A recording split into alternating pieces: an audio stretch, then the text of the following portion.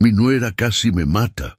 Y lo hizo dentro de mi propia casa. La mesa estaba servida con mantel blanco, las velas encendidas, el olor a guiso llenando cada rincón de la sala.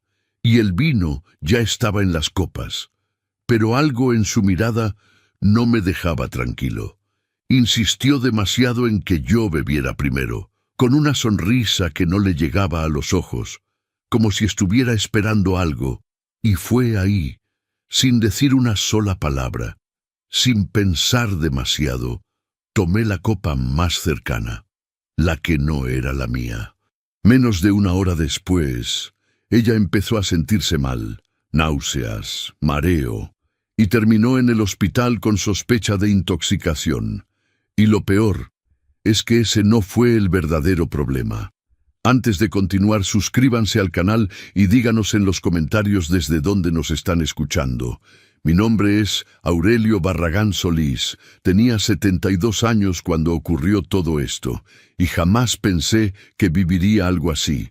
Todo pasó en Guadalajara, Jalisco, en una casa que yo mismo construí. Esa noche de martes comenzó como cualquier otra, con el sonido de la televisión a bajo volumen en la sala, el olor a carne guisada llegando desde la cocina, y la sensación tibia de que todo estaba en su lugar. Era una de esas noches en que uno baja la guardia sin darse cuenta, y justo ahí es donde comienzan los errores. Renata había llegado más temprano que de costumbre. Eso ya era raro. Normalmente ella y Damián aparecían a las 8, con la niña cargando su mochila de la escuela y el ánimo de quien viene a cumplir con una obligación. Pero ese martes estaba desde las 6, moviéndose por la cocina como si fuera su casa, como si siempre lo hubiera sido. «Don Aurelio, ya está casi listo», me dijo desde la entrada, con ese tono de voz suave que siempre me incomodó sin que yo supiera bien por qué. Una voz que sonaba amable pero se sentía calculada, como una palabra dicha con demasiada precisión. Isabela corrió a abrazarme antes de que yo pudiera responder. 10 años, con los ojos de su padre y la energía de alguien que todavía no sabe que el mundo puede decepcionar. Me apretó fuerte y yo la sostuve un momento más de lo necesario. «Abuelo, ¿puedo poner la mesa?» «Tú siempre puedes, mija». Damián estaba sentado en el sillón con el celular en la mano. Me saludó con un movimiento de cabeza, sin levantar la vista. 41 años, y a veces se comportaba como si tuviera 15. Yo lo miré un segundo, esperando algo más. No llegó. Nos sentamos los 4 a la mesa cuando Renata sirvió los platos. Era un guiso de res con verduras, bien condimentado, con el sabor correcto. Debo reconocerlo, cocinaba bien, demasiado bien para alguien que hacía todo con esa frialdad tranquila. El vino lo sirvió ella también. 2 copas, una frente a mí, otra frente a ella. Damián no tomaba desde hacía años. Algo del estómago, decía él, e Isabela tomó su agua de Jamaica sin preguntar nada. «Es un tinto de aquí de Baja California», dijo Renata, acomodándose en su silla. «Le va a gustar, don Aurelio». Yo asentí. No soy hombre de muchas palabras en la mesa. La conversación durante la cena fue lo que siempre era. Isabela contando algo de la escuela, Damián respondiendo con monosílabos, Renata haciendo preguntas que parecían interesadas, pero que nunca terminaban de serlo. Yo comía despacio, como siempre, masticando bien cada bocado. En algún momento me levanté por el pan. Había quedado sobre la barra de la cocina y yo no quería pedirle a nadie que se levantara. Son esas pequeñas costumbres que uno conserva. Hacer las cosas solo mientras pueda. Tardé quizás 30 segundos. Al volver a la mesa, sin pensar demasiado, tomé la copa más cercana. La que no era la mía. El vino era bueno, sí, con cuerpo, seco, con ese retrogusto que se queda un momento en la garganta. No fue hasta que volví a dejar la copa sobre la mesa que noté que algo había cambiado. Renata me miraba, no con el rabillo del ojo, sino directamente, con una atención que no correspondía al momento, como si estuviera esperando una reacción que yo aún no había tenido. Me limpié la boca con la servilleta y continué comiendo sin decir nada, pero algo se instaló en mi pecho. No un dolor, no una sospecha concreta, solo esa sensación que uno aprende a reconocer después de muchos años, que algo no encaja. La cena terminó sin incidentes. Renata recogió los platos. Damián se quedó con Isabela viendo algo en la televisión. Yo me senté en mi sillón con el periódico doblado sobre las rodillas, sin leerlo, pensando en esa mirada. Fue menos de una hora después cuando escuché el ruido. Un golpe sordo en la cocina, seguido del sonido de algo cayendo al piso. Luego, la voz de Damián, alta, con un tono que no le había escuchado en años. «Renata, Renata, ¿qué tienes?» Me levanté de inmediato. La encontramos en el piso de la cocina, recargada contra el mueble bajo el fregadero, con la mano en el estómago y la cara de un color que no era el suyo. Respiraba con dificultad. Sudaba. Decía que le daba vueltas todo. Damián ya tenía el celular en la mano. Isabela estaba parada en el umbral de la puerta, sin entender, con los ojos muy abiertos. La ambulancia llegó en 12 minutos. Yo me quedé en la puerta viendo cómo se la llevaban. Las luces rojas parpadeando sobre las paredes de mi colonia, sobre los árboles que planté hace 30 años, sobre la fachada de la casa que construí con mis propias manos. Damián subió con ella. Isabela se quedó conmigo, tomada de mi mano, sin decir nada. Y mientras la ambulancia doblaba la esquina y desaparecía entre las calles oscuras del barrio, yo no podía dejar de pensar en una sola cosa. En las copas, en que me había levantado por el pan, en que cuando volví, sin pensar demasiado, tomé la copa más cercana, la que no era la mía. Los hospitales huelen igual a cualquier hora de la noche, a desinfectante frío, a plástico, a urgencia contenida. Llegué 20 minutos después de la ambulancia. No manejé yo, de noche ya no manejo, sino el vecino Fortino, que escuchó el escándalo y se ofreció sin que yo se lo pidiera. Isabela se quedó con su esposa, dormida casi antes de que yo cerrara la puerta. Los niños tienen esa capacidad de desconectarse del mundo cuando el mundo se pone demasiado pesado. Damián estaba en el pasillo de urgencias cuando entré, de pie, con los brazos cruzados, mirando la puerta de metal gris que separaba la sala de espera del área de atención. Tenía la cara de alguien que no sabe si rezar o correr. «¿Qué dijeron?», le pregunté. «Nada todavía, están haciéndole estudios». Me senté en una de esas sillas de plástico duro que parecen diseñadas para que uno no se sienta cómodo. El fluorescente del techo zumbaba con una frecuencia baja, casi imperceptible, pero que con el tiempo se mete en la cabeza como un clavo pequeño. Pasaron 40 minutos antes de que saliera un médico. Era un hombre de complexión media, con lentes de armazón delgado y ese paso seguro que tienen quienes están acostumbrados a dar noticias difíciles sin perder el equilibrio. Se presentó con calma. «Soy el doctor Álvaro Mijares Fonseca, del área de urgencias. ¿Ustedes son familia de la señora Renata?» «Su esposo», dijo Damián dando un paso al frente. «¿Y su suegro?» El doctor nos miró a los dos un momento, como midiendo algo. «La señora presenta síntomas que podrían corresponder a una intoxicación, aunque todavía no tenemos certeza. Náuseas, vómito y un malestar general que requería observación. Está estable, pero la vamos a dejar en observación esta noche». «¿Intoxicación?», repitió Damián. «¿Estás seguro?» «Por eso digo que es una posibilidad. Necesitamos los estudios completos para confirmarlo. Le hicimos análisis de sangre básicos. Mañana temprano tendremos los primeros resultados. Si es necesario, ordenaremos estudios toxicológicos más específicos. Esos tardan más». Hizo una pausa breve. «¿Comieron todos lo mismo esta noche?» «Sí», dijo Damián. «Guiso de res. Igual para todos». El doctor asintió. Tomó nota en su tableta y nos dijo que podíamos esperar, pero que esa noche no habría visitas. Damián se quedó. Yo le dije que volvería en la mañana y salí al estacionamiento a esperar a Fortino, que había dicho que regresaba por mí. Afuera el aire estaba fresco. Guadalajara de noche tiene ese silencio particular que no es ausencia de sonido, sino de prisa. Me quedé parado junto a la entrada, con las manos en los bolsillos, y fue ahí, con el frío en la cara y sin nadie mirándome, cuando empecé a pensar con claridad. Posible intoxicación, todavía sin certeza. Todos habían comido lo mismo. El guiso, el pan, el agua de Jamaica de Isabela. Todos, menos el vino que solo habíamos tomado Renata y yo. Empecé a repasar la noche con la precisión lenta que uno adquiere cuando ya no tiene la urgencia de la juventud. La mesa, las copas, ella sirviéndolas antes de que yo me sentara.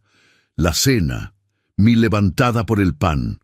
Los 30 segundos que estuve de espaldas, y su mirada cuando volví, esa mirada que no correspondía al momento. No podía asegurar qué intención había detrás, pero el riesgo era evidente, y esa duda no me dejó en paz. Fortino llegó a las 11:15. Hicimos el camino de regreso casi en silencio. Él me preguntó si Renata estaba bien. Yo dije que estaba estable. Él dijo que qué suerte. Yo asentí. No había más que decir. Ya en casa, caminé directo a la cocina. Las copas seguían sobre el fregadero, enjuagadas pero no lavadas con jabón. Renata las había enjuagado antes de que le diera el malestar. Las tomé con cuidado, las examiné bajo la luz. No había nada visible. Por supuesto que no. Las dejé en su lugar. Me fui a la cama sin cenar de nuevo, aunque no tenía hambre de todas formas. Esa noche casi no dormí, no por miedo, sino por lo que significaba todo eso. El techo de mi cuarto lleva 38 años siendo el mismo, y en todo ese tiempo lo he mirado en noches de preocupación, de duelo, de alegría. Esa noche lo miré con una sensación nueva, una que no quería nombrar todavía. Porque si lo que estaba pensando era cierto, si esos 30 segundos frente al pan habían cambiado algo más que el orden de las copas sobre la mesa, entonces lo que había pasado esa noche no era un accidente, y yo no podía dejar de pensar que si no me hubiera levantado en ese preciso momento, si hubiera seguido sentado, si hubiera tomado la copa que ella me sirvió sin moverme de mi lugar, sería yo quien estaría en ese hospital ahora. Porque si yo no hubiera tomado esa copa, todo habría sido diferente. Hay cosas que uno no ve porque no quiere verlas. No por falta de inteligencia, no por descuido, sino porque la mente de un padre tiene una forma particular de protegerse. Prefiere construir una explicación razonable antes de aceptar una verdad que duele demasiado. Y yo, durante meses, había sido muy bueno construyendo explicaciones razonables. Pasaron un par de días antes de que volviera a saber algo de ella. Damián llamó escueto, como siempre, que ya estaba mejor, que los médicos seguían evaluando, que pronto le darían el alta. Yo escuché, respondí lo necesario y colgué. Pero esos 2 días de silencio me dieron algo que no esperaba. Tiempo para pensar. Me levanté cada mañana antes de las 6, como siempre. Calentaba agua para el café. Me sentaba en la mesa de la cocina con la misma taza de barro que uso desde hace 20 años y empezaba a recordar, no la noche del hospital, sino los meses anteriores, todos ellos, con la calma fría de quien ya no puede darse el lujo de ignorar lo que vio. No todo encajaba al principio, pero poco a poco las piezas empezaron a tener sentido. Renata llevaba 2 años viviendo en mi casa. Había llegado con Damián después de que él perdió su trabajo en una distribuidora de Monterrey, Nuevo León. Fue una situación temporal, dijeron, solo mientras se acomodaban. Yo lo entendí. La familia se ayuda. Así me enseñaron y así lo practiqué toda mi vida. Pero lo temporal se fue extendiendo. 3 meses, 6, 1 año. Y con el tiempo, sin que yo pudiera señalar el momento exacto, algo en la dinámica de la casa había cambiado. Empecé por el principio. El primer detalle que no encajaba era la cocina. Renata había reorganizado la cocina 4 meses después de llegar. Lo hizo mientras yo estaba en una cita médica. Cuando volví, los cajones tenían otro orden. Los trastes estaban en gabinetes distintos, y mis cosas, las cosas que yo había colocado en ciertos lugares durante décadas, habían sido movidas sin consultarme. Ella lo explicó con una sonrisa. Quería optimizar el espacio. Yo no dije nada, lo tomé como un gesto de buena voluntad, pero ahora recordaba la sensación de esa tarde, la de llegar a mi propia casa y no reconocerla del todo. El segundo detalle era el correo.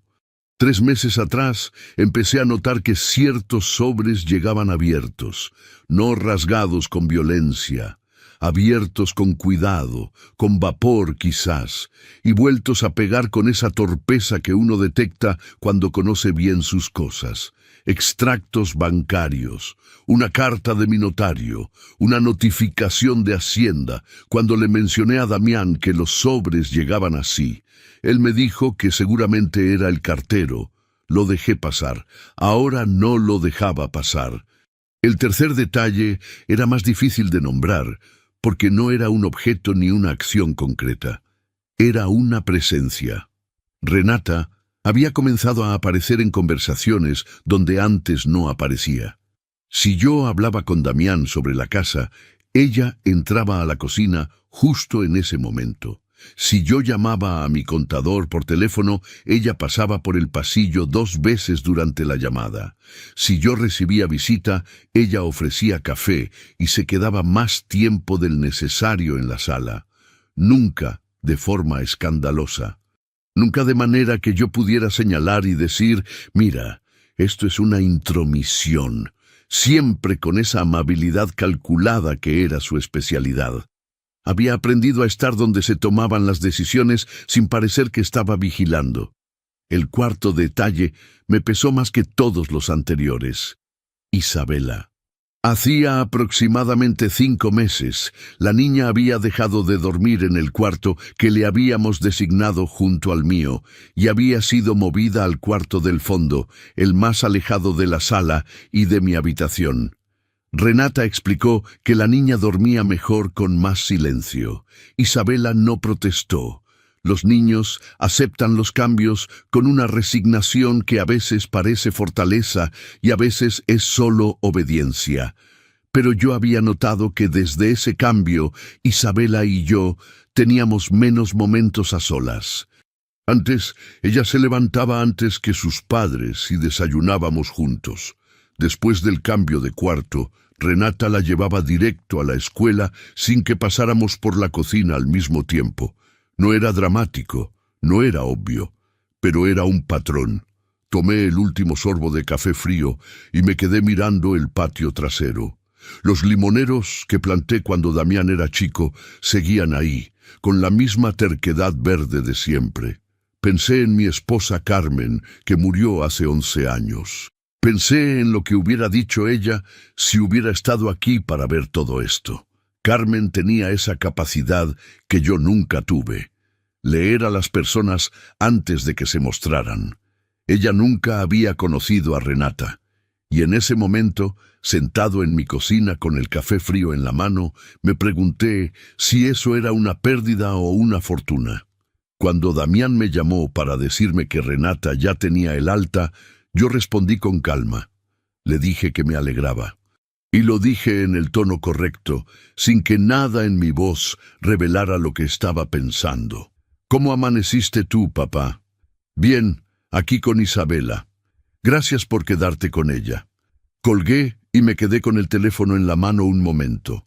Damián, mi hijo de 41 años, el mismo que de niño me seguía por el taller preguntando cómo funcionaba cada herramienta. El mismo que lloraba cuando yo me iba de viaje por trabajo y que se dormía esperándome en el sillón de la entrada. Ese mismo hombre llevaba 2 años viviendo en mi casa con una mujer que yo, recién ahora, comenzaba a ver con claridad. ¿Sabía él algo? ¿O era también, a su manera, una pieza que alguien más estaba moviendo sobre el tablero? No lo sabía todavía. Y esa incertidumbre era, quizás, la parte que más me lastimaba. Isabela bajó a desayunar esa mañana con el cabello sin peinar y los ojos todavía cargados de sueño. Se sentó frente a mí y me miró con esa seriedad tranquila que tienen los niños cuando sienten que los adultos están preocupados, pero no saben cómo preguntar. ¿Ya se va a aliviar mi mamá, abuelo? Sí, mija, ya está mejor. Ella asintió, tomó su vaso de leche y no dijo más. Yo la observé un momento con ese amor particular que uno siente por los nietos, más limpio que el de los hijos, sin culpa ni expectativa. Y fue ahí, mirándola desayunar, cuando recordé algo. Algo que había escuchado 3 semanas atrás sin prestarle atención. Una conversación, 2 voces. Una de ellas era Renata, y la otra no era Damián. Y fue ahí cuando recordé algo que en ese momento no le di importancia. La memoria de un hombre viejo no funciona como la de uno joven. No recupera las cosas con velocidad, las va encontrando despacio, como quien busca algo en un cuarto oscuro. Tantea, tropieza, retrocede, y de pronto lo toca sin esperarlo. Así fue como recordé esa conversación. Había sido un miércoles por la tarde, 3 semanas antes de la cena del vino. Yo estaba en el patio trasero podando los limoneros, como hago cada mes cuando el clima lo permite. Tengo la costumbre de trabajar en silencio, sin radio, sin teléfono. Solo el sonido de las tijeras y el olor verde de las ramas recién cortadas. Es de los pocos momentos en que mi cabeza descansa de verdad. La ventana de la cocina da al patio. Siempre ha estado ahí, con el marco de madera pintado de blanco que Carmen eligió cuando remodelamos la casa hace 30 años. Esa tarde, la ventana estaba entreabierta, y las voces llegaron sin que nadie se diera cuenta de que yo estaba afuera. Una voz era de Renata. La reconocí de inmediato, ese tono bajo y controlado que usaba cuando hablaba de cosas que consideraba importantes. La otra voz era femenina también, pero no la identifiqué en ese momento. Más joven quizás, con una cadencia distinta, más rápida. No escuché todo. Vine y fui con las ramas. Me alejé del árbol más cercano a la ventana y me acerqué de nuevo sin pensar en ello. Las palabras llegaban en fragmentos. Primero escuché, ya falta poco, hay que tener paciencia. Luego, un momento después, no es tan fácil. Tiene que parecer natural. Y al final, justo antes de que el sonido de un camión en la calle tapara todo, todo va a cambiar, ya verás. En ese momento no le di importancia.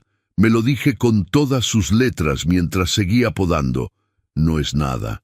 Son pláticas de mujeres, planes de algo, quizás un viaje, quizás una fiesta sorpresa para Damián que cumplía años en noviembre. Le busqué explicaciones normales, porque mi mente, como la de cualquier padre, prefería lo normal a lo perturbador. Pero esa mañana, sentado frente a Isabela con su vaso de leche, los fragmentos regresaron con un peso diferente. Ya falta poco. Tiene que parecer natural. Todo va a cambiar. Las mismas palabras.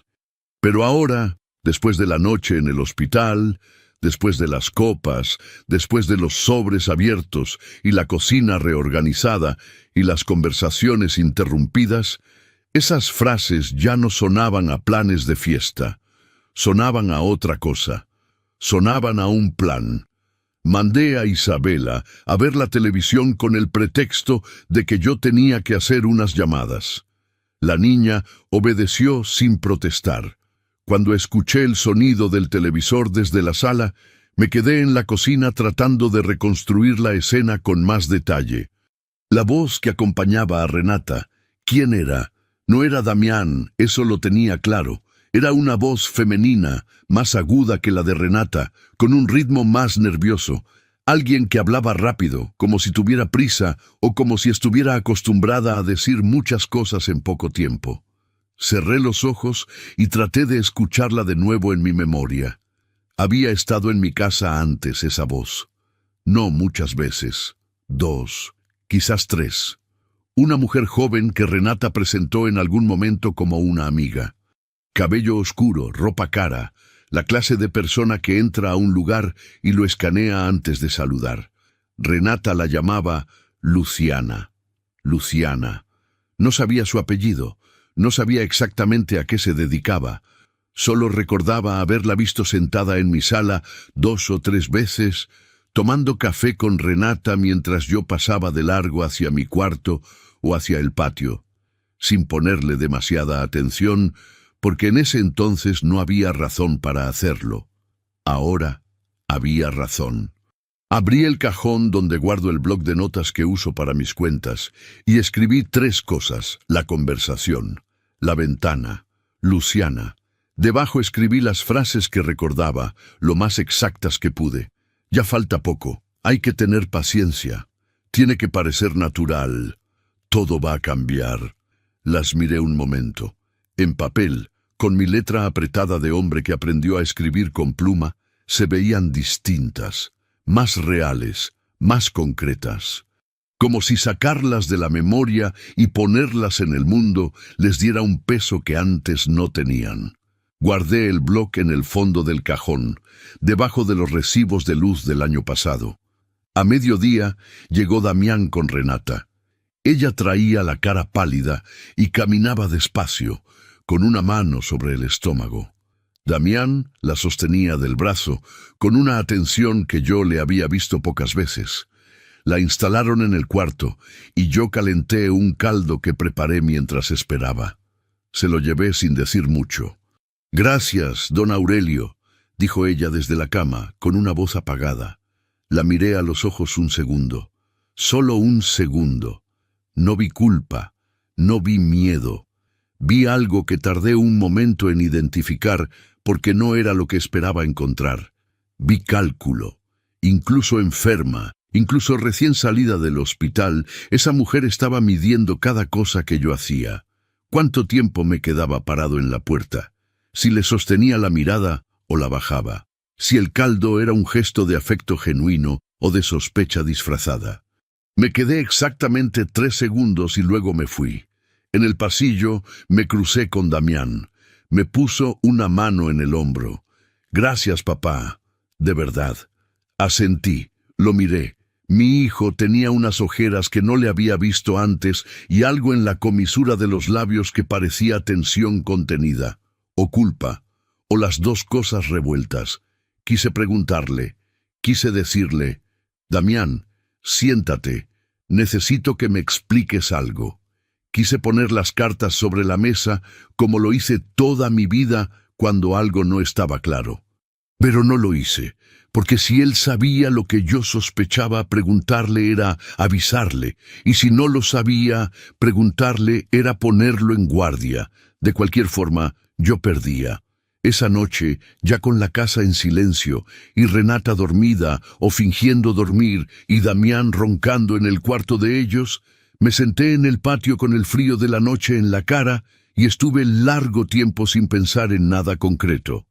Solo dejé que todo flotara.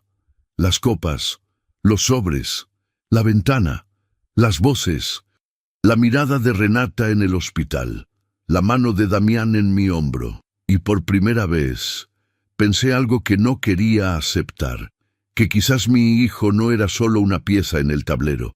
Quizás era alguien que sabía exactamente cómo estaban acomodadas las piezas. Un hombre que construyó todo desde cero aprende a reconocer cuando alguien le está mirando las manos mientras trabaja. No fue una sola cosa lo que me abrió los ojos esa semana. Fue la suma de detalles pequeños que, vistos por separado, parecían insignificantes. Vistos juntos, formaban un mapa que señalaba hacia un destino que yo no había elegido. No todo encajaba al principio, pero poco a poco las piezas empezaron a tener sentido. Renata se recuperó más rápido de lo que yo esperaba. El viernes ya estaba en la cocina. El sábado salió a hacer mandado. El domingo Se sentó con Damián en la sala como si la semana anterior no hubiera pasado nada. Yo la observé sin que se notara, con esa paciencia que solo da la edad, y empecé a atar cabos que antes había dejado sueltos. El primero fue la conversación sobre la casa. Había ocurrido 6 semanas antes del incidente. Una noche después de cenar, Damián se quedó conmigo en la mesa mientras Renata bañaba a Isabela. Fue una conversación casual, de esas que empiezan sin dirección clara. Pero en algún momento Damián dijo algo que en ese entonces tomé como una observación normal. «Papá, ¿has pensado en poner la casa a nombre de los dos? Tú y yo, por si algo te pasa, para que no haya problemas legales después». Le dije que la casa ya tenía todo en orden con el notario, que no había de qué preocuparse. Él asintió y cambió el tema. Ahora recordaba esa conversación de otra manera. La casa donde vivimos está ubicada en una colonia residencial de Guadalajara, Jalisco. La compré hace 34 años, cuando el precio era otro y el barrio era otro.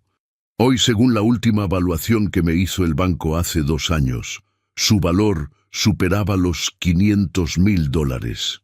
Una cifra que, dicha en voz alta, tiene un peso distinto al de un número en papel. Y eso era solo la casa. Tenía además una cuenta de ahorros en la que había depositado con disciplina durante décadas de trabajo. No fui un hombre de grandes lujos. Fui un hombre constante. Esa constancia se había convertido con el tiempo en ahorros que superaban los $200,000, guardados en un banco de Guadalajara con mi nombre y solo mi nombre en el contrato, el patrimonio de toda una vida. Y yo viviendo en esa casa con un hijo, una nuera y una nieta, sin haber actualizado mi testamento desde la muerte de Carmen 11 años atrás. Esa semana, con la mente ya afilada por la sospecha, empecé a notar las presiones indirectas que antes había dejado pasar.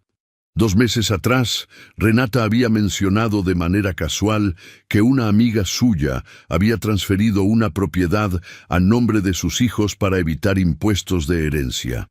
Lo dijo mirando la televisión, sin dirigirse a nadie en particular, como quien comenta el clima. Yo no respondí nada. 5 semanas atrás, Damián me preguntó si seguía teniendo el mismo banco de siempre o si había considerado mover los ahorros a algún instrumento con mejor rendimiento. Me dijo que un conocido suyo manejaba inversiones y que podía presentármelo. Le dije que mis ahorros estaban bien donde estaban. 3 semanas atrás, la noche de la conversación de la ventana, Renata le había dicho a esa voz que yo ahora identificaba como Luciana. Ya falta poco, tiene que parecer natural. Y 1 semana atrás, la noche del vino, ella había servido 2 copas y había esperado con esa atención calculada a que yo bebiera primero. El patrón era claro, no se trataba de un impulso. No era una discusión que se salió de control, ni una decisión tomada en un momento de desesperación. Esto había sido planeado con tiempo, con paciencia, con la frialdad de alguien que sabe exactamente lo que quiere y está dispuesto a esperar para conseguirlo. Lo que querían era el patrimonio, la casa, los ahorros, todo. Y el camino más corto para conseguirlo era que yo no estuviera aquí para defenderlo. Me costó trabajo pensar eso con esas palabras exactas. Me senté con ese pensamiento durante 1 hora, en el patio, con el frío de noviembre en los hombros, y lo dejé asentarse como se asienta el polvo después de una tormenta. Cuando el polvo bajó, lo que quedó era sólido y claro y no se movía. El martes siguiente llamé al licenciado Tomás Echeverría Zúñiga. Tomás y yo nos conocíamos desde hacía 22 años. Había sido el abogado de mi empresa cuando todavía la tenía, y luego siguió siendo mi asesor legal en asuntos personales. Era un hombre pausado, con la clase de inteligencia que no necesita demostrarse porque se nota sola. Lo llamé desde un teléfono de prepago que compré esa misma mañana en una tienda de celulares, pagando en efectivo. No desde mi celular personal. Tomás, necesito verte. Esta semana si puedes. ¿Qué pasa, Aurelio? Todavía no sé con exactitud, pero creo que necesito revisar el testamento. Hubo una pausa breve del otro lado.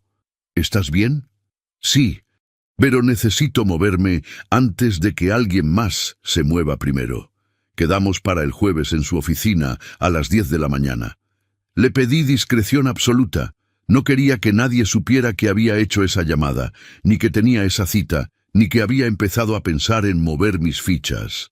Esa noche, en la cena, Renata estuvo particularmente amable. Me preguntó cómo me sentía, si había dormido bien, si quería que cocinara algo especial el fin de semana. Yo respondí con monosílabos corteses y me retiré temprano. Antes de dormir, saqué el bloc de notas del fondo del cajón y agregué 3 líneas debajo de lo que ya había escrito. Casa, más de $500,000. Ahorros, más de $200,000. Testamento, sin actualizar desde hace 11 años. Lo guardé de nuevo. Apagué la luz. En la oscuridad, escuché el sonido de la casa que construí con mis manos, el crujido suave del techo cuando el viento cambia, la tubería vieja que a veces habla sola a medianoche, el silencio particular del cuarto donde Carmen durmió 30 años a mi lado. Esta casa era mi historia, mi esfuerzo, mi vida convertida en paredes y techo y raíces de limonero, y alguien en esta misma casa estaba durmiendo con la intención de quitármela. Pero lo que entendí esa noche, con la cabeza fría y el corazón firme, fue algo que me tomó por sorpresa, porque lo que estaba detrás de todo esto no era solo la codicia de una mujer calculadora, y entonces entendí que no se trataba solo de dinero.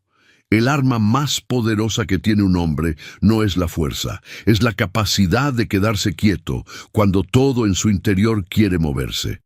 Tomé esa decisión el miércoles por la noche antes de dormir, con la misma claridad con que uno toma las decisiones que realmente importan, sin dramatismo, sin golpes en la mesa, sin testigos, solo yo y el techo de mi cuarto, y la certeza fría de que si reaccionaba antes de tener todo en orden, perdería. Y yo no podía perder. No esta vez. Así que decidí callarme. No el silencio del miedo, ni el de la resignación.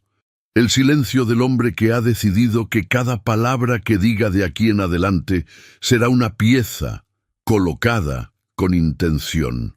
El silencio del que observa porque sabe que quien actúa primero sin información completa casi siempre comete el error que el otro estaba esperando.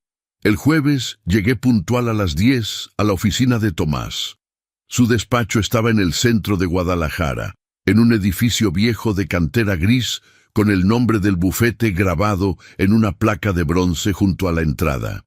Siempre me había parecido un lugar que inspiraba seriedad. Ese día lo agradecí más que nunca. Tomás me recibió de pie, me dio la mano con firmeza y cerró la puerta con llave antes de sentarse. Eso me dijo que había entendido el tono de mi llamada. Le conté todo, sin omitir nada. Las copas, el hospital, los sobres abiertos, la conversación de la ventana, los comentarios sobre la casa y los ahorros, la mirada de Renata cuando yo bebí el primer sorbo de vino. Le hablé durante 40 minutos sin que él me interrumpiera una sola vez. Solo escuchaba con los codos sobre el escritorio y los dedos entrelazados frente a la boca, en ese gesto suyo que yo reconocía como señal de concentración máxima. Cuando terminé, hubo un silencio largo. «Aurelio», dijo al fin, «lo que me describes es un patrón, y los patrones no mienten. ¿Qué puedo hacer?» «Varias cosas, pero hay que hacerlas en orden y sin prisa». Se recargó en su silla. «Lo primero es el testamento.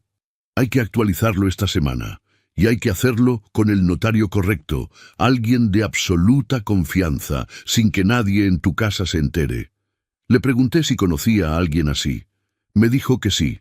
El licenciado Federico Balmaceda Ruiz, notario con 30 años de ejercicio en Jalisco, discreción garantizada, hablaría con él esa misma tarde.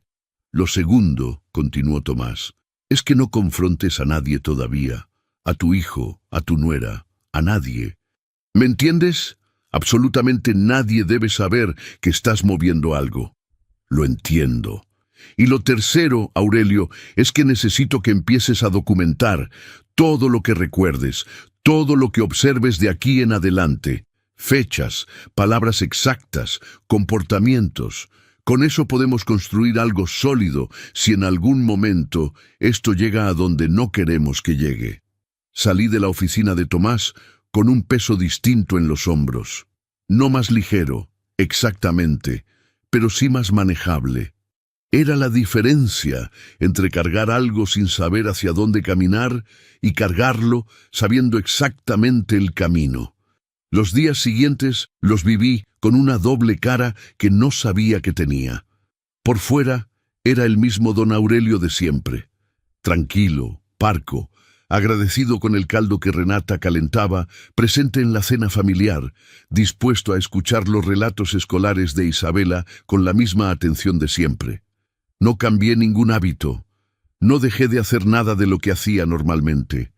Por dentro observaba todo, y mientras observaba, fui descubriendo cosas que antes no había querido ver. Renata usaba el teléfono con una frecuencia distinta cuando Damián no estaba en casa. No hablaba en voz alta, nunca, siempre en ese tono bajo y controlado que era su marca personal. Pero yo aprendí a notar cuando el sonido de sus pasos se detenía en ciertos lugares de la casa, junto a la ventana del pasillo, en el baño con la puerta entrecerrada, en el patio trasero cerca de los limoneros. Los mismos limoneros desde donde yo la había escuchado sin querer 3 semanas antes. También noté algo sobre Damián que me costó más trabajo procesar. No sabía cuánto sabía mi hijo, pero estaba claro que no era ajeno a lo que pasaba. No lo deduje de una sola cosa. Lo fui notando en pequeñas inconsistencias, una mirada que evitaba la mía cuando el tema de la casa salía en conversación, una tensión en los hombros que aparecía y desaparecía según lo que yo dijera. Una forma de cambiar de tema con demasiada precisión cuando algo se acercaba a territorios incómodos. ¿Hasta dónde llegaba su complicidad? Eso todavía no lo sabía con certeza. Pero lo que sí era evidente es que Damián no vivía en esa casa con los ojos cerrados. Eso me dolió más que todo lo demás. Porque la traición de una extraña, aunque duela, tiene una lógica que uno puede entender. La traición de la sangre no tiene lógica. No tiene explicación que alcance a cubrir el hueco que deja. El viernes en la tarde, mientras Renata estaba en el mercado y Damián en algún trámite que nunca explicó bien, me quedé solo en casa con Isabela. Ella estaba dibujando en la mesa de la cocina con esa concentración absoluta que tienen los niños cuando crean algo. Me senté frente a ella con mi café. ¿Qué estás dibujando, mija? Una casa, dijo sin levantar la vista, con jardín y limoneros. La miré un momento. ¿Esta casa? Ella levantó los ojos. Me miró con esa honestidad directa que solo tienen los niños y los muy viejos. Abuelo, ¿nos vamos a ir a vivir a otro lado? Algo se movió en mi pecho. ¿Por qué me preguntas eso? Ella bajó la vista al dibujo y siguió coloreando. Porque escuché a mi mamá decir que pronto iba a haber cambios. No le pregunté más. No era justo ponerla en esa posición, pero guardé sus palabras en el mismo lugar donde guardaba todo lo demás, en ese cajón interior que iba llenándose con la evidencia tranquila y devastadora de lo que estaba ocurriendo en mi propia casa. Esa noche, en el patio, con el bloc de notas sobre las rodillas, escribí todo lo que había observado durante la semana. Lo escribí con calma, con mi letra apretada, sin adornos. Y al final de la página, debajo de todo, escribí una sola frase. No estoy solo en esto. No me refería a Tomás, aunque su ayuda era fundamental. Me refería a algo que había comenzado a sospechar desde esa conversación en la ventana y que cada día que pasaba se volvía más difícil de ignorar. Renata no había planeado esto sola. Luciana aparecía demasiado en el borde de la historia para ser solo una amiga. Y detrás de Luciana, quizás, había algo más. Porque si yo tenía razón, ella no era la única. Hay verdades que uno busca, y hay verdades que lo encuentran a uno, sin aviso, en el momento menos esperado. La mía llegó un martes por la mañana, en forma de un sobre manila que alguien dejó bajo la puerta, sin tocar el timbre, como si no quisiera ser visto. No escuché pasos. Semanas después, supe quién lo había enviado. Luciana. Aparentemente, el plan había crecido más de lo que ella estaba dispuesta a sostener, y en algún punto decidió cubrirse las espaldas antes de que todo se derrumbara. No me lo dijo directamente, lo supe por el proceso legal que vino después, pero en ese momento lo único que importaba era lo que había adentro. El sobre no tenía remitente, solo mi nombre escrito a mano con tinta azul. Don Aurelio Barragán Solís. Una letra ordenada de alguien acostumbrado a escribir con cuidado. Adentro había 3 hojas dobladas en tercios. La primera era una captura de pantalla impresa de una conversación de mensajes. 2 números sin nombre guardado. Pero el segundo número lo reconocí de inmediato. Era el de Damián. Décadas siendo su padre, me habían grabado ese número en la memoria mejor que cualquier agenda. Y aunque hubiera tenido alguna duda, el contenido de los mensajes la habría eliminado por completo. El primer número decía, ¿ya habló con Balmaceda? El segundo respondía, todavía no. Dice que el viejo no ha movido nada. Hay que apurarse antes de que sospeche. El primero de nuevo. Luciana dice que si no es antes de diciembre hay que cambiar el plan. Y el segundo, con una precisión que me heló la sangre. Tranquila, él confía en mí. Eso es lo que importa. Leí las 3 hojas 2 veces, sentado en la silla de la cocina con el café enfriándose frente a mí y la luz de la mañana entrando por la ventana de Carmen. Luego las doblé con cuidado. Las guardé en el sobre y puse el sobre dentro del bloc de notas, en el fondo del cajón, debajo de los recibos de luz. Después me terminé el café. No porque tuviera hambre ni sed, sino porque necesitaba hacer algo con las manos que fuera completamente normal mientras mi cabeza procesaba lo que acababa de leer. Esos mensajes confirmaban lo que yo ya sospechaba, y al mismo tiempo abrían una pregunta que no podía responder todavía. ¿Hasta dónde había llegado Damián en todo esto? ¿Era el arquitecto del plan o alguien que se había dejado llevar sin medir las consecuencias? No lo sabía, y quizás nunca lo sabría con certeza. Pero lo que sí era claro es que había elegido estar del lado equivocado. Había usado décadas de historia entre nosotros como moneda de cambio. Renata había encontrado en él no solo un cómplice, sino una llave. La llave que abría la puerta de mi confianza sin que yo pusiera resistencia, porque yo nunca hubiera bajado la guardia frente a una extraña. Pero frente a mi hijo, sí. Eso era lo que ella había visto. Eso era lo que había usado. Llamé a Tomás desde el teléfono de prepago esa misma mañana. Le conté del sobre.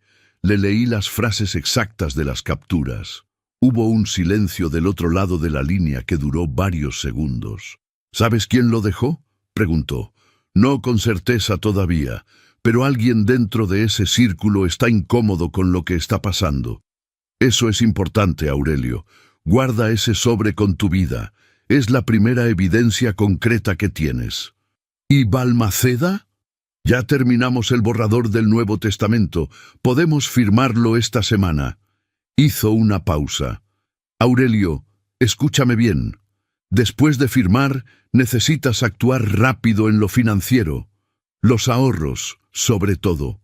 Hay que moverlos antes de que ellos se muevan primero. Le dije que lo entendía. Colgué y me quedé parado en la acera, con el sol de la mañana en la cara y el ruido de la calle alrededor, sintiendo algo que tardé un momento en identificar. No era miedo, no era rabia, era la soledad particular del hombre que acaba de confirmar que fue traicionado por su propio hijo. Una soledad que no tiene consuelo porque no se puede compartir con nadie sin romper algo que ya de por sí está roto. Esa noche en la cena, Damián me pasó el pan. «Gracias, mijo», dije. Él sonrió, el mismo hijo de siempre, los mismos ojos que lloraron cuando su madre murió, las mismas manos que yo le enseñé a usar cuando era chico y quería ayudarme en el taller. Y detrás de esa sonrisa, la complicidad silenciosa con la mujer que había intentado hacerme daño. Tuve que hacer un esfuerzo consciente para masticar, tragar, continuar. Isabela habló de una obra de teatro en la escuela. Le dije que me gustaría ir a verla. Ella se iluminó. Renata sonrió desde el otro lado de la mesa con esa sonrisa que yo ya sabía leer. La de quien calcula el tiempo que falta para que algo cambie. Faltaba poco, había dicho. Sí, faltaba poco, pero no en la dirección que ella estaba pensando. Durante las siguientes semanas fui avanzando paso a paso. Primero el testamento. Lo firmé en la oficina del licenciado Balmaceda Ruiz, un hombre con la presencia serena de quien ha visto de todo en 3 décadas de notaría. Leyó cada cláusula en voz alta, me explicó cada implicación, y cuando firmé en la última página, puso su sello con la solemnidad de quien sabe que ese papel puede cambiar el rumbo de una historia. El testamento ya no tenía el nombre de Damián, tampoco el de Renata. Lo que había construido a lo largo de toda una vida de trabajo honesto estaba ahora respaldado por un fideicomiso irrevocable constituido legalmente a mi nombre, con instrumentos legales que hacían prácticamente imposible que ellos accedieran a mis bienes sin mi autorización. Después de mí, todo iría a Isabela directamente, administrado por un tutor legal designado por mí, completamente al margen de sus padres. Luego moví los ahorros. Luego cambié las claves de acceso de todas mis cuentas. Y un sábado me senté en el patio con los limoneros y estuve 1 hora largo sin hacer nada. Solo respirando el olor de las hojas, escuchando los pájaros, sintiendo el sol en las manos. Carmen hubiera sabido qué decirme en ese momento. Siempre supo qué decir cuando yo no sabía qué sentir. Pero Carmen no estaba, y la casa que construimos juntos seguía en pie, y nadie me la iba a quitar. Esa tarde, Damián me encontró en el patio y se sentó a mi lado sin que yo lo invitara. Estuvimos callados un momento, luego él habló. «¿Estás bien, papá? Te he visto raro estos días». Lo miré de frente, a los ojos, con toda la calma que tenía. «Estoy perfectamente, hijo, solo pensando». «¿En qué?» «En lo que queda y en lo que ya no sirve». Hice una pausa. Ya sabes cómo se pone uno con los años. Él asintió despacio, con esa incomodidad de quien no sabe si la frase que acaba de escuchar tiene doble fondo. Y ese fue el momento en que entendí que algo se había roto, definitivamente. Un hombre que ha perdido todo una vez sabe exactamente cuánto vale lo que todavía le queda. Lo que hice después no fue rápido, no fue ruidoso, no tuvo el drama de una confrontación en la sala, ni los gritos que quizás ellos esperaban provocar cuando todo saliera a la luz. Fue silencioso, metódico y definitivo, como debe ser cuando uno actúa desde la razón y no desde la herida. La conversación que había estado postergando la tuve un lunes por la mañana, cuando Renata había salido y Damián estaba en la sala.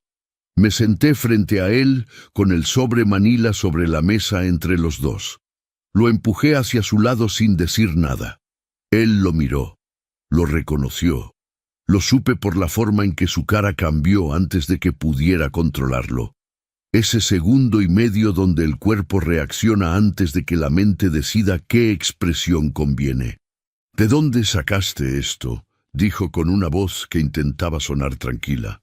Eso no importa. Lo que importa es lo que dice. Hubo un silencio largo. Damián puso las manos sobre la mesa, luego las quitó, luego volvió a ponerlas.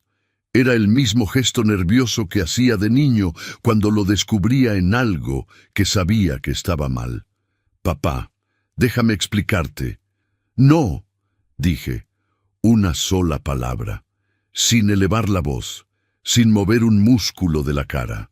Abrió la boca como si fuera a discutir, intentó intervenir, pero se detuvo cuando entendió que ya no tenía control sobre nada. «No vine a escuchar explicaciones», continué. «Vine a decirte 3 cosas. La primera, el testamento ya fue modificado. La segunda, los ahorros ya fueron movidos a instrumentos que hacen prácticamente imposible que accedas a mis bienes sin mi autorización. La tercera, tienen hasta el fin de mes para buscar dónde vivir». Damián me miró como si yo fuera alguien que no había visto antes.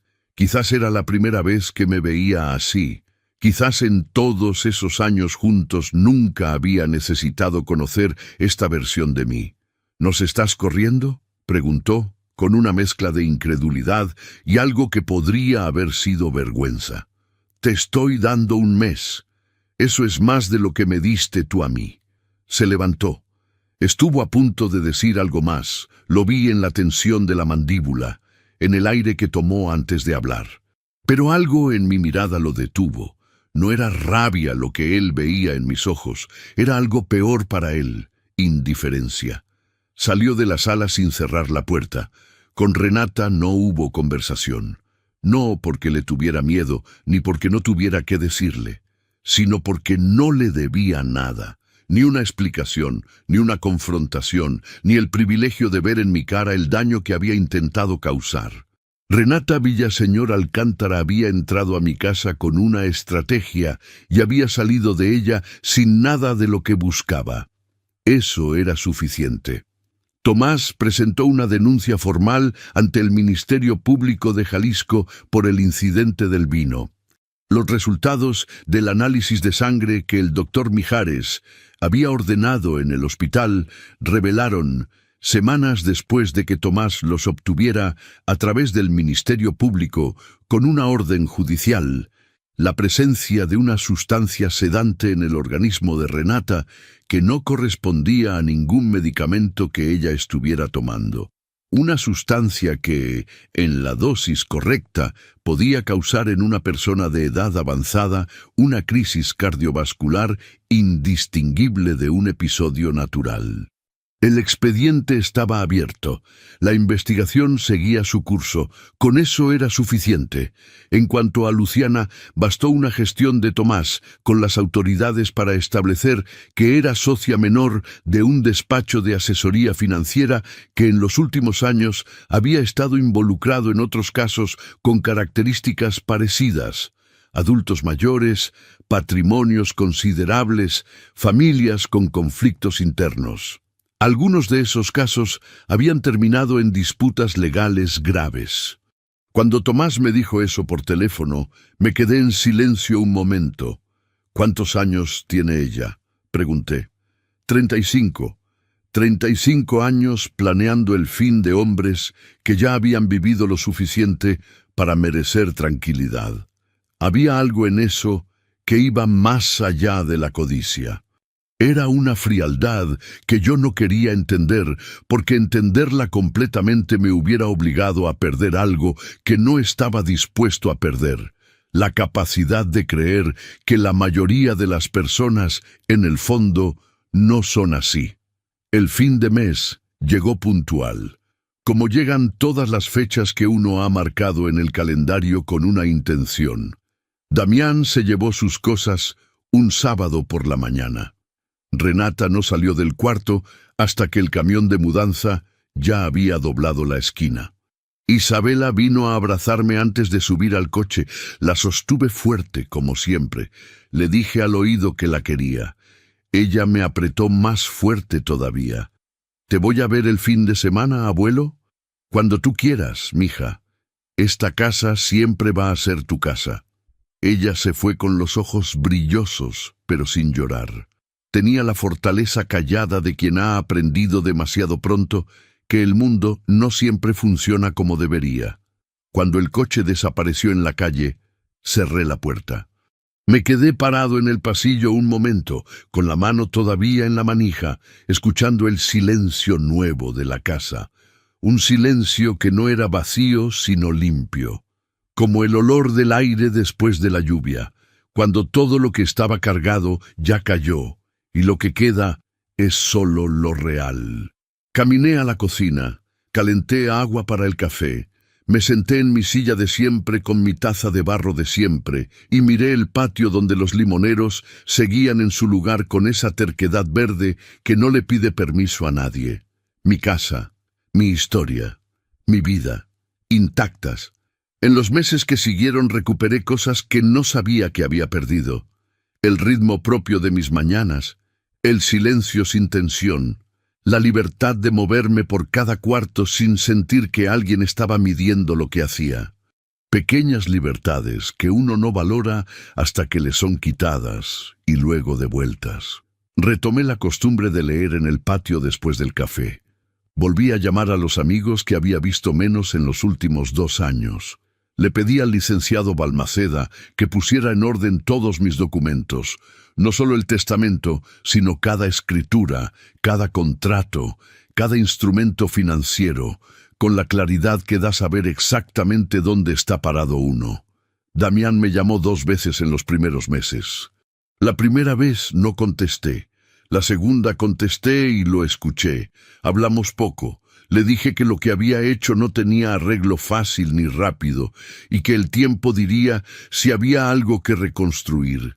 No le prometí nada, no le negué nada, solo le dije la verdad, que es lo único que a esta altura de la vida todavía me parece que vale la pena ofrecer. A Isabela la vi cada 2 semanas, en un parque a mitad de camino entre su nuevo domicilio y mi casa. Ella llegaba con su mochila y su energía intacta y su forma de mirarme que me recordaba que no todo en esta historia era oscuro. Había luz ahí, pequeña, pero constante. Como la llama de una vela en un cuarto grande, no ilumina todo, pero alcanza para no perderse. Y una mañana de febrero, podando los limoneros como hago cada mes, me detuve un momento con las tijeras en la mano y miré la ventana de la cocina entreabierta, la misma ventana desde donde todo había empezado a aclararse. Pensé en esa noche, en la mesa con mantel blanco, en el olor a guiso, en las 2 copas de vino tinto de Baja California, en los 30 segundos que estuve de espaldas buscando el pan, porque esa noche no cambié las copas por desconfianza. Al volver a la mesa, sin pensar demasiado, tomé la copa más cercana, la que no era la mía, sin saber lo que hacía, sin ningún instinto especial ni ninguna señal divina. Solo me levanté, caminé a la barra, tomé el pan, volví, y tomé la copa que tenía más cerca, que resultó ser la equivocada según el plan de alguien más. Un descuido, un movimiento sin intención. Las cambié sin pensar y sin saberlo. Hice que su propio plan se volviera contra ella. A veces no es la fuerza, ni la inteligencia, es un simple error, el que revela todo. La vida tiene esa ironía que no aparece en ningún libro. A veces lo que nos salva no es lo que hicimos bien, sino lo que hicimos sin pensar.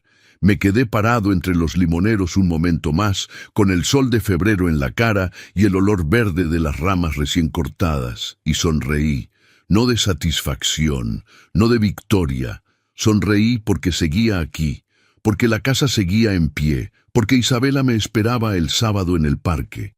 Y porque con todo lo que cargaba esta historia, eso era exactamente suficiente.